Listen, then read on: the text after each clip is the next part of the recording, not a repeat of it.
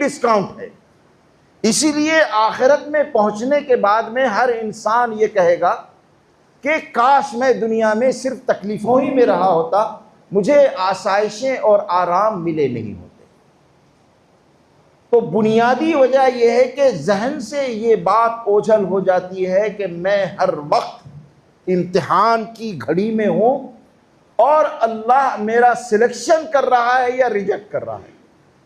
कभी ये होता है कि इंसान के ऊपर हालात सख्त आते हैं और थोड़ी सी जद्दोजहद के बाद में अच्छे हालात आ जाते हैं। ये उसके लिए खुशफहमी की गुंजाइश इसमें बिल्कुल नहीं है।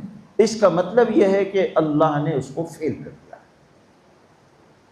देखिए, समझने की कोशिश कीजिएगा। ये जो है ना, बड़ा ईमान दांव पर लगता है। इसमें जो ईमान, अच्छे अच्छे नमाजी, अच्छे अच्छे दीनदार,